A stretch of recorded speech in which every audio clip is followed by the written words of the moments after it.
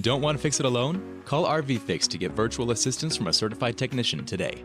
How you doing, Tony with RVFix? Jeremiah with RVFix. Hey, today we're going to go over some just things that maybe people don't understand. RVs are a little bit different than being at a home, so just some systems that people may not quite get what's going on there. So the air conditioner, you're going to need to be plugged into a power pole or even on a generator in order for the air conditioner to run. You have to have that 120 volt alternating current. So for your air conditioner, your microwave, usually your television.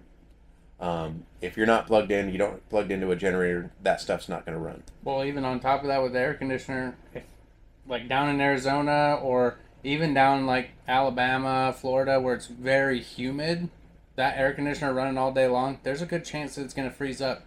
And that is normal because you can't get rid of the moisture and it's going across those coils. So a couple of things you can do is you can change your fan setting from auto to high so the air is moving by faster. That can mitigate it. Or getting like dehumidifiers and stuff. So just kind of touch on that. You want to actually raise the temperature that you're asking the air conditioner to bring your trailer down to so that that compressor can actually cycle on and off. Because if it just is constantly running, it's going to just, that condensation is going to collect on that compressor. And it's just, if you've seen it, it's a giant ice ball when they ice up. It's pretty crazy looking. So you got that.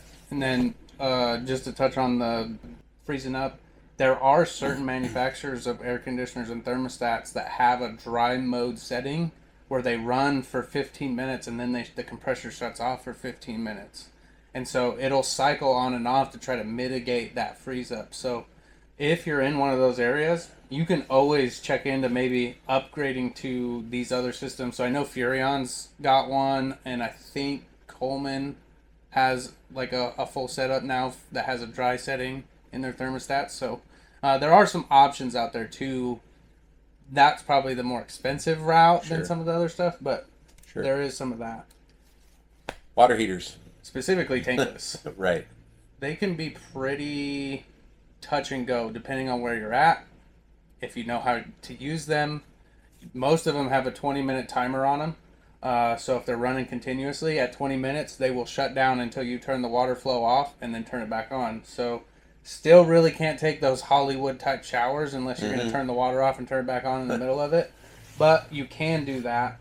Another thing is if you're camping in really cold weather, most of these tankless water heaters only have like a 40-degree differential temperature. So if the water's coming in at 35 degrees, it only can get up to about 75 degrees. Yeah. You know, maybe a little more if you're lucky or a little less. So heated hoses, stuff like that. And then we've also found that depending on parks and what water pressure there are, some cities are actually limiting the water pressure going into the park. So when it's coming out of your spigot into your unit, it's already too low of a pressure to put a water regulator on there, and it's just too slow for those water heaters to activate. So just kind of be mindful of all those things. There's things that you can put on and take off. Another tip with your on-demand water heater is those controllers will have a temperature setting on them. What makes them come on and run is the amount of water that's actually flowing through the water heater. So the best thing to do is actually figure out what temperature you like the water to be when you're washing your dishes or taking your shower or whatever, and set that temperature on that controller so you don't actually have to turn the cold water faucet on to mix so that you have that comfortable water, because that cold water faucet is actually stealing from the flow of the ingoing water going through the water heater. So that's a pretty good tip. So there's definitely a little bit of a learning curve with them, and then we've actually had some issues with higher elevations with the on-demand water gas heaters. And air mixture. So, they're great, but there's definitely there's some limitations, but I think, once you got them figured out, then you can figure out how to use them successfully. Yeah. And then just for your average tanked water heater, some run on only propane, some run on propane or electric. Which is 110. Right. So you need to determine if you have the electric. If you do have one that has an electric element in it, and you're plugged in an RV park, you can use that. If not, propane. A lot of people like to use the propane and electric together. They say it recovers faster. I've never tested that. It's really about 5 minutes faster is all it is. But whatever. suit yourself. You're not harming anything doing that, whatever.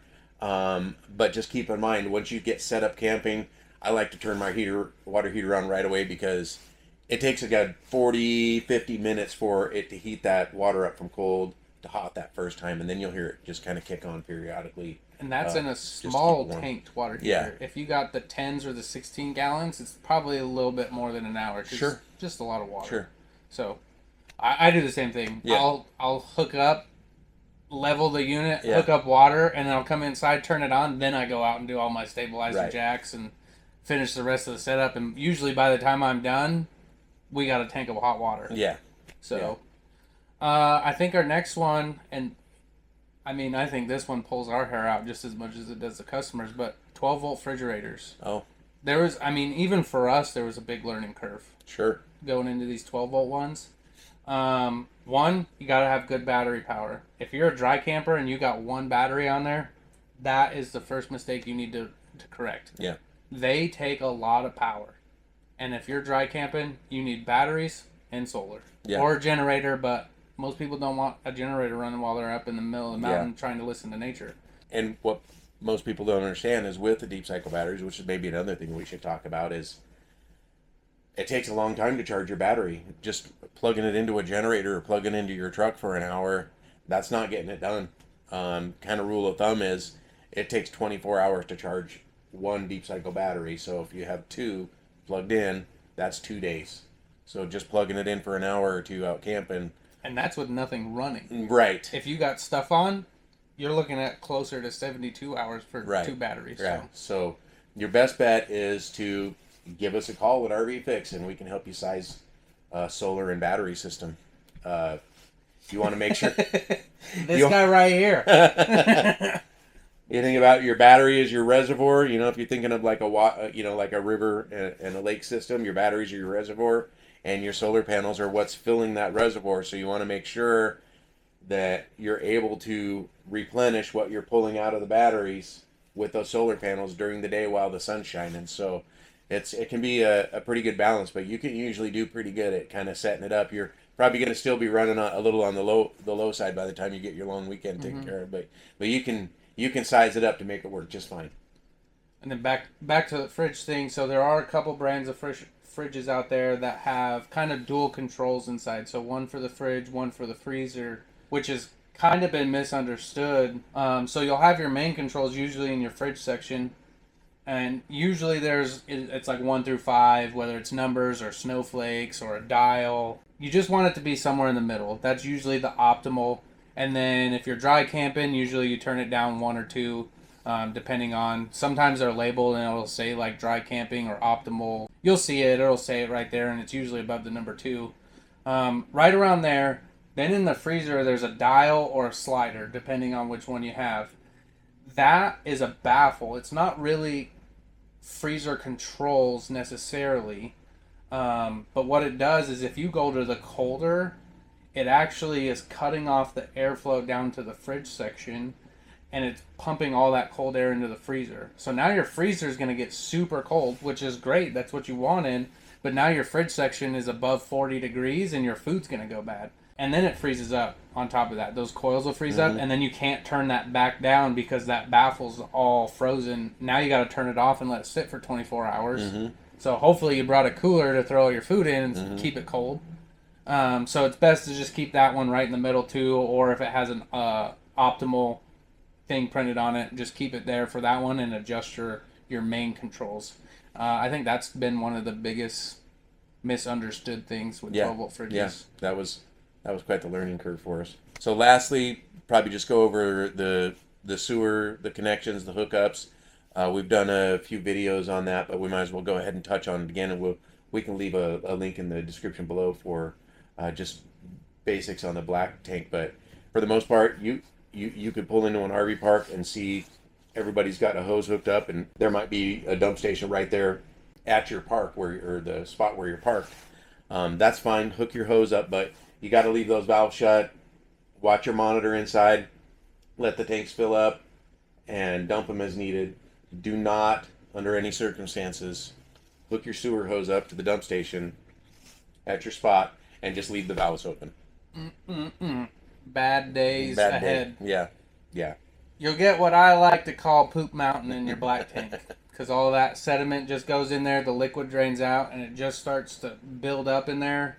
Your gauges will stop reading correctly, especially in the black tank. You can do it in the gray tanks too.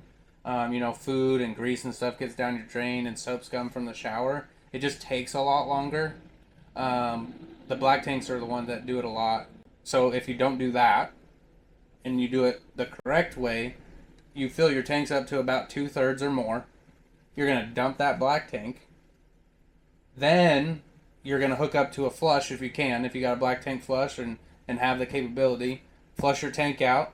If you got one of those clear 90-degree elbows, you can see the clear water, which means all the gunk is probably out of that tank. Go ahead and turn the flush off, shut that valve, then do your gray tank. Always do the gray tank last, so that way that just dirty, soapy water drains, clears out the hose, all that kind of stuff. And then if you were to disconnect everything and get a little bit on you, it's just dirty, soapy water, so it's not as detrimental to your health as that black tank water is. Always make sure to wear gloves, wash your hands, keep everything clean. I recommend a Rubbermaid tub for your sewer hose if you don't have a storage location. That way it's not touching everything else in your compartments. Or I know people, they'll go and get like the Lowe's or Home Depot buckets with the lids, and they'll just coil everything up in there, put their gloves, all their connections in it. That's a good and idea. then got it all sealed up, and they can throw it in their compartment, the back of the truck or whatever. But just clean and safe, and don't make that mountain. Yeah. If you got any questions or comments, would like us to cover anything else in one of these videos, leave a comment in the comment section below. And if you found the video helpful, make sure you like and subscribe. Thanks for watching. Thanks for watching. If this video didn't solve your problem, don't worry. We're here to help. Give us a call at 1-844-66-RVFix. We'll diagnose your issue quickly with a certified technician on a video call, get any parts and warranty processed, and if needed, we'll coordinate a service center or mobile technician to get you fixed. We'll handle it all so you can get back to camping.